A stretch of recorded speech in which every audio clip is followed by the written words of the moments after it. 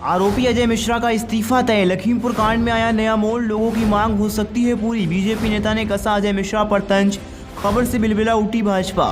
खबर में आगे बढ़ने से पहले आप इस वीडियो को लाइक करें, चैनल को सब्सक्राइब करने के बाद इस घंटी को दबाना बिल्कुल ना भूलें। दरअसल कुछ दिन पहले उत्तर प्रदेश के लखीमपुर खीरी में बीजेपी सांसद के बेटे ने किसानों पर गाड़ी चला दी थी और किसानों की मौत हो जाती है। लेकिन कुछ दिनों के बाद बीजेपी नेता का बेटा अपने आप को सरेंडर कर देता है, लेकिन बीजेपी सांसद अपना इस्तीफा नहीं देते हैं। उसी को लेकर देश भर में किसान आंदोलन कर रहे हैं और बीजेपी नेता का इस्तीफा मांग रहे हैं। इसी को बड़ी खबर आई है।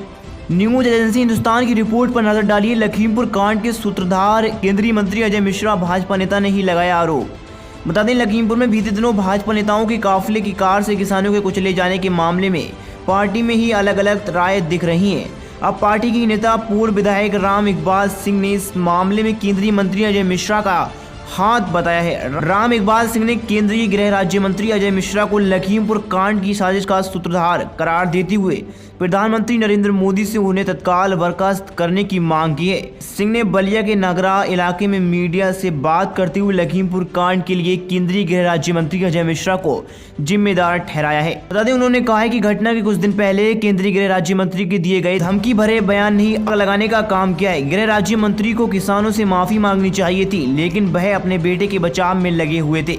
बता दें, उत्तर प्रदेश भाजपा कार्य समिति के सदस्य और पूर्व विधायक सिंह ने कहा है कि गृह राज्य मंत्री के पुत्र ने गाड़ी से किसानों को रौंद कर मार डाला।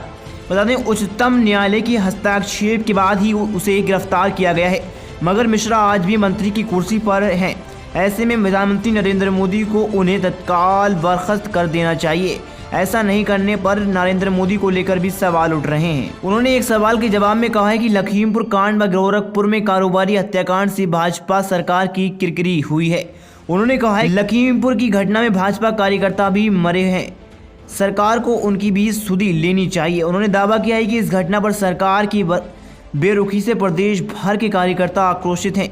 पूर्व विधायक ने कहा है कि भाजपा में दल के संप्रति कार्यकर्ताओं की स्थिति गरमिटिया मजदूर जैसी हो चुकी है। सिंह इससे पहले भी सरकार की आलोचना करते रहे हैं।